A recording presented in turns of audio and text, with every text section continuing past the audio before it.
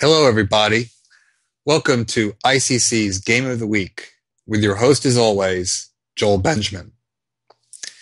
When an uncompromising wind seeker meets the rabbit of the field, we can expect fireworks. Hikaru Nakamura went after Francisco Vallejo with his usual gusto in round 5 of the Grand Slam final, which was contested in two halves, one in Sao Paulo and the other in Bilbao. Now, Vallejo fought back aggressively with a sacrifice, but not to be outdone, Nakamura found a counter-sacrifice to usurp the initiative. Well, let's have a look at this slugfest. Nakamura playing white, Vallejo black, and Nakamura opens with c4. Now, we know that he's ready to play pretty much anything. He plays both e4 and d4. I think in more recent times he's been more of a d4 player.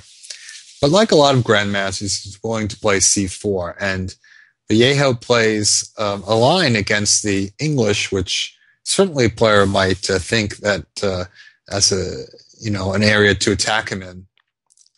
And that is namely this move bishop c5.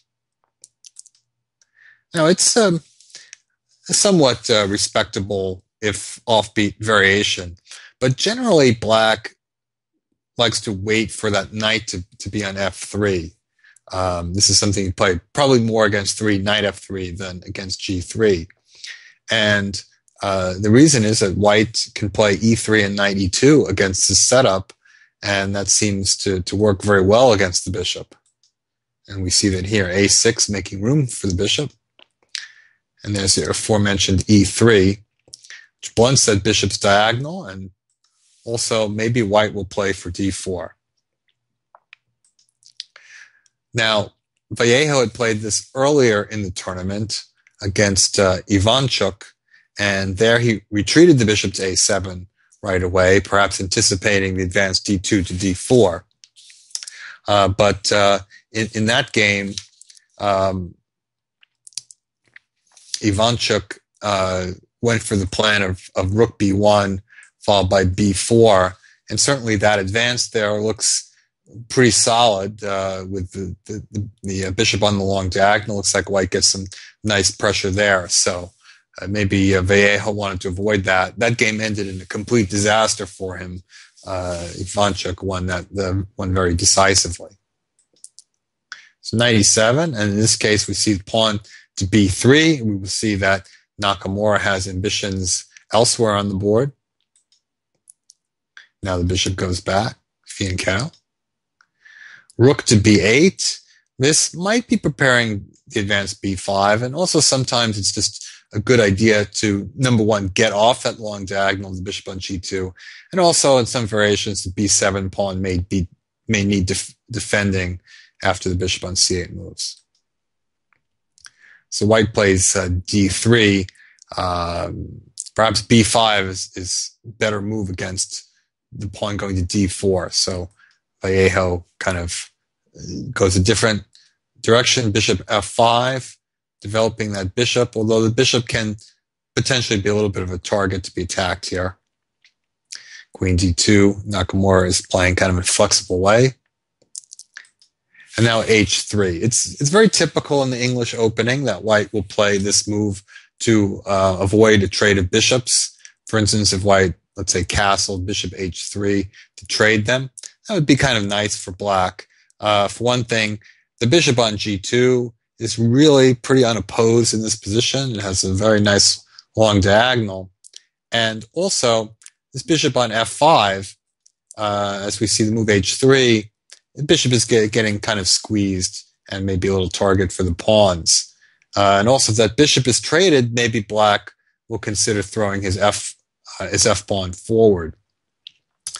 Now, note that when white plays such move h3, with the bishop and queen lined up, he's renouncing kingside castling, at least for the moment. Very often, it will become possible through some later moves, but as we see here, Nakamura is prepared to follow through with queenside castling. All right, so Vallejo is the first to castle.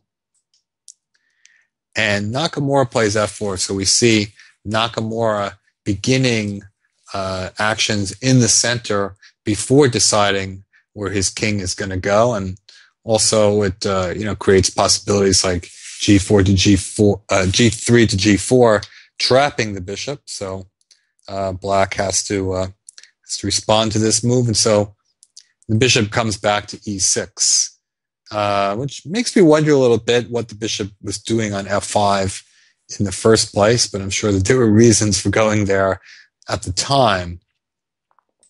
Now Nakamura, as is his style, plays aggressively, creating threats with a threat of d5, not too worried about his king in the center just yet, although he will need to get out of there soon. Well, here after d4, it seems to me that the simplest and most obvious test of White's aggression is just to take and play d5. It seems quite logical. I'm not sure what Vallejo didn't like. If White plays c5, I guess Black can break that up with b6. Don't think that White can really maintain that chain and keep the bishop out of the game. And also either there or, well, at any moment, g4 can always be answered by f5. So the bishop on e6 isn't in any real danger. So e takes d4 would have been the simplest move, but Vallejo plays a more complicated way with knight f5. And, well, I can see that this move would be attractive. It actually sets up some tactics, certainly. Not only a threat of taking on d4, but perhaps a threat of knight takes e3, followed by e takes d4. Now, first obvious question is, what about d5? I think that Black would probably take knight takes e3, and d takes e6, really the only test. And now Black has a couple of continuations, knight takes g2, king f1. Now the knight is lost anyway, so Black probably gains a little time with knight e3, queen e3, and now f takes e6, let's say, opening up the f file. So my queen f3 could be answered possibly by knight e7, the idea of knight f5, and bringing that knight into attacking position. Here White would be a piece up, but Black has a couple pawns, and the White king is not in a safe position. And to say certainly Black has compensation, maybe very much sufficient compensation. Alternatively, Black doesn't necessarily have to take the bishop. He can just take back on e6, let's say with the queen. And after the bishop moves, he can look to open the e-file. The White king is kind of stuck with the Black knight on e3. It's really hard to move that away. So it's no surprise at all that Nakamura didn't like that continuation, but instead he plays bishop takes c6, right? A rather non-stereotyped reply, because that bishop has been White's pride and joy for the early part of the game, but he parts with it in this situation, and Black is not in a position to take with the queen, because now d5, White essentially gains a tempo to take that piece off. So Black recaptures with the pawn. That, okay, creates some weakness in Black's structure. And now castles.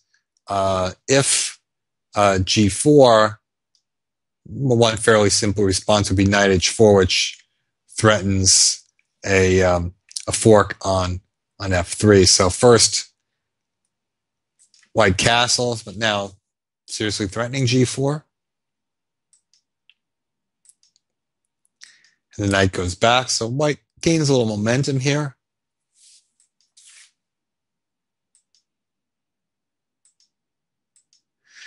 So White is developing, I think, a nice space advantage here. I can see this h-pawn advancing, further cramping Black, and maybe creating some possibilities of opening up kingside lines, or maybe opening up the long diagonal with an advance pawn to h6. So black is in danger of being slowly squeezed here. It was kind of interesting. It was kind of interesting to me. The computer seems to think black is doing fine here, but it looks to me like black really needs to take action if he doesn't want to get squeezed. So that's what Vallejo does. He pushes with a5. And now h4. Well, in hindsight, maybe another prophylactic move might have been in order. But Vallejo presses on a4. And now the surprising bishop takes c4. And now c5 attacking the knight. So because of that, black is in a position to start getting compensation for the piece, not attacking the knight, but also rook coming to b4 is in the air. So knight came back to c3, and from there it might go to b5. So black doesn't want to get his rook blocked out, decides to hop in with rook b4. All right, now white has various options, but it's not easy to stamp out black's play. For instance, if d takes c5, black might double on the b file, attacking the bishop. Now queen b5 threatens a checkmate on b1.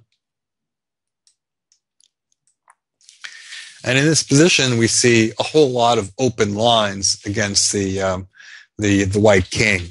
White might still very well be better in this case. Computer indicates king b1 keeps some advantage, but it's always scary in a position where you have no pawn cover whatsoever in front of your king, and your opponent's heavy pieces are really free to roam. So, well, it was almost like a mantra for Nakamura in this game that he was going to try to keep some shelter for his king to prevent the black heavy pieces from really going after him. So he started with the move queen to d3. Now after c takes d4, he had a very interesting alternative to what he played with bishop a3. Now if the rook goes back, knight b5, and black could play something like c5. And, d5 is coming and so on, and black is going to get some very real play on the queen side. Now, when you consider the future of this bishop, how things turn out, you can understand why Nakamura didn't want to leave with it. But on the other hand, after knight b5, Vallejo plays a very nice move d5. Now, if c5 instead, then Nakamura can gain some momentum on this rook, and I think perhaps queen c2 or queen b3, and white has made some consolidating moves. There's a little bit of a blockade going on. White can get some useful moves in before black attacks. So the continuation of the game, d5, I think really gained a lot of time for black to push things forward. White took on a7. It's a bishop that's not particularly useful, especially after the advanced c5. Black is certainly happy to trade it off, and white is not in a position to maintain his knight.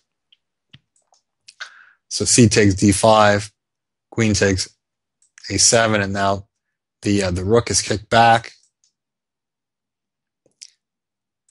and queen c4. You see the queen sets up shop in front of the c5 pawn, blockading it, at least for the time being. Now we know that queens are lousy blockaders, so this is, nothing permanent in any way.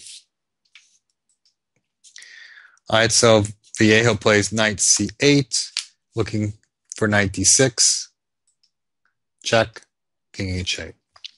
Now at this moment, there's a very cold-blooded possibility for white. Queen takes c5.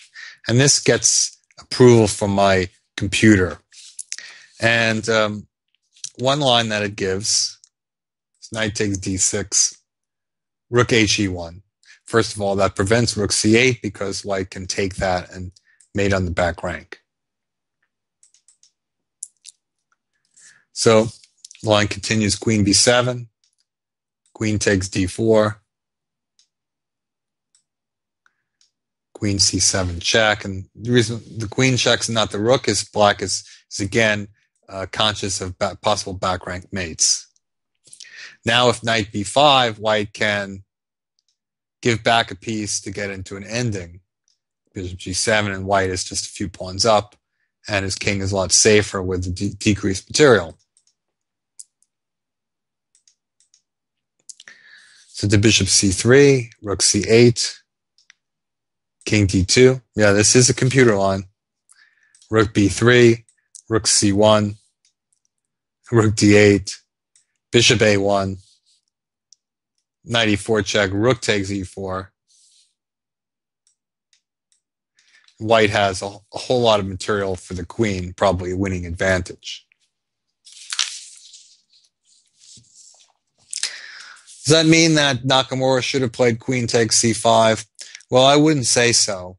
A computer can calculate all the possibilities and decide that it's safe to play such a move. And of course, if white doesn't get mated, he can enhance his advantage by taking some material. It would improve his computer score. But people don't think that way. In a practical game, no grandmaster can feel entirely safe, can feel certain that he's not going to checkmated when he has completely open lines against his king and his opponent has all his heavy pieces. So Nakamura is determined to really keep some shelter for his king. It's a very practical approach, and we see it bear fruit in a few moves. So first thing he does is he goes d7. Now black takes that, and you think, well, how did that really improve matters? Well, white plays rook h2. The idea is that now if knight d6, queen d5 is slowing black down a little bit. Note that rook h2 is an extremely useful move for white because, first of all, it adds defense to the bishop on b2, and the rook is ready to come to c2, which is giving more shelter for the king. When you don't have conventional shelter of pawns, you have to, make artificial shelter of pieces. So Nakamura is trying to slow him down a bit. So queen b7 was played to prevent queen d5 and, well, also to build pressure on the b file. The rook came over and rook b5. So now black is getting ready to play knight d6. And then there's all kinds of potential in the black position, maybe tripling on the b file, maybe breaking the blockade at some moment by pushing forward with c4, possibly knight e4 can be a move. So it looks like black has a lot of potential in this position. But it's also true that at this moment, white is a piece up, and actually only a piece up for only one pawn. And Nakamura finds an excellent counter-strike to give back the piece to really transform the position. And that's this move, knight takes f5. Very well played. So after rook takes f5, rook takes d4, utilizing the pin. Black can't take the rook because queen takes knight is going to mate on the back rank. So suddenly we get a look at the position. We see, okay, white is no longer piece up. But first of all, he's killed those connected passed pawns. He's opened up the d file for his rook. His rooks are now working very effectively in the center and shielding his king. And he's basically cut down this knight on c8, which is going to have a much harder time activating than it was a move ago. It's ready to jump in knight d6 and be very effective. Also, this bishop on b2 now has a wide open diagonal. And with the onrushing kingside pawns, we're going to see the black king actually be in big trouble. And we can really see from here how a bishop can be favorable to a knight under certain conditions. The bishops being long-range pieces, white's bishop is doing a lot of damage to black on the other side of the board, whereas the black knight is struggling to be relevant. So the rook retreats to cover the back rank, and the rook retreats back to d2, 97, and here we see h5, white getting the business on the long diagonal going. Knight f5, hoping to stir things up with the threat of queen h1, but Nakamura plays h6 anyway. And the point being that queen h1 is really not helping because black can't use this knight fork because g7 is hanging and white can take on g7 and just be up a mess of material.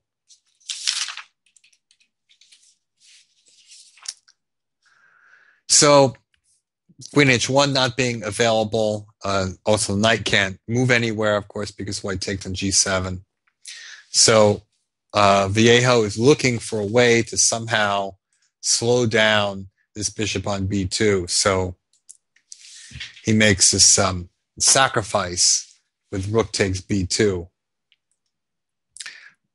Note that knight d4 is not exactly an ideal way to try to block the long diagonal, because white can sacrifice straight up or take on g7 first, and then the rook can capture on d4, and that possibly rook takes d4 first is a more accurate way to do it, because then rook takes b2 would not be a counter sacrifice. Really the only way to gain any kind of peace of mind on the diagonal is rook takes b2, but of course now white is in line for a material advantage. Now hg7 is an important accurate move, because if white just took right away, then queen h1 is on, and then we see the fork, and that changes everything. But Nakamura had to calculate it exactly. It wasn't that complicated, but after hg7, black doesn't have a good recapture, because if queen takes g7, then that pulls him off h1 anyway. So he takes with the king, but then queen c3, and that kills the threat of queen h1. All right, so black at least gets to outpost this knight on d4. And so at this moment, white has a very clear advantage in material, but there's still some technical problems because his king is wide open. However, it's easy enough to shield it using the rooks, and then we have to look at the open black king, and white is going to attack in that direction. So queen h3, not only killing the check on h1, but the queen can potentially come to h6 and open up some lines there. Rook e6. Rook b6, nice move, giving the b2 square for the king. And another prophylactic move, king b2, getting out of the way of various black checks. Now, certainly g6 is on the agenda. And black really has to scramble just to prevent white from breaking down the king side. So queen h6, again, trying to force through g6.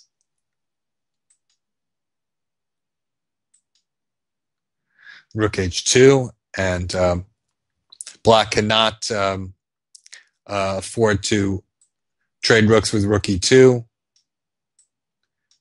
White can refute that with queen e6 check. And, I think black is getting mated, but also the knight is hanging on e2.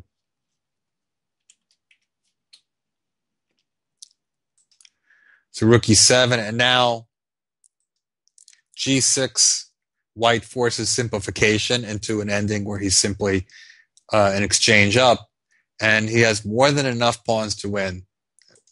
One pawn will be enough, because the rook pawn, which is not a good pawn in a lot of endings, is actually an excellent pawn against a knight, because the knight will have a hard time stopping that. And so, the advantage of the exchange will be huge. Now, the tactical point is that if black plays rook e2 check, white has takes. Queen takes h6. And now rook e8 check. And we see that it's, well, simply a ladder mate. Black can struggle a bit with king f8, but rook f7, and then rook b8 mate. So, cute little tactic there. And because of that, black is forced to trade queens. And the ending is basically hopeless. There isn't really any counterplay at all. It's the type of thing where white keeps it under control by creating constant mating threats with the rook, forcing black on the defensive. And here, 96, black has to backpedal to keep that under control. And then white is just in a position to start advancing the passed pawn. Well, already there's not very much black can do. So the pawn moves forward. The rook at the moment is tied down to the knight. And knight c7. Now here probably rook g7 check is a bit more obvious than the move played, either trading rooks or forcing a pin on the knight on c7. But, well, for whatever reason, Nakamura preferred rook a7. It really doesn't make a whole lot of difference. Rook e7. The pawn continues to advance. King e8 hoping for a desperate knight check fork to do something. But rook b7. Of course, black can't take the pawn. Rook white trades and then takes the knight on a6. King f7. Rook c6. Check. And now king c4. Well, it's clear that white is just going to queen a pawn in a few moves. Probably black could have even resigned somewhat before this, but he did so now. So big win for Nakamura as he made his way closer to the top of the cross table. Of course, the next time he played Vallejo, things did not go so well as Nakamura overstepped the time limit under very unusual conditions, apparently thinking that the arbiter had told him that he'd made the time control, and then simply not making his 40th move in a position where, well, he was a pawn up and could make his 40th move rather simply. But in the first half of play, at any rate, Nakamura got the best of Vallejo in this very complicated game. All right, well, that wraps things up. I hope you enjoyed that game. I'm Joel Benjamin, and as always, it's a pleasure for me to bring the show to you. I hope that you'll join me next time on ICC's Game of the Week.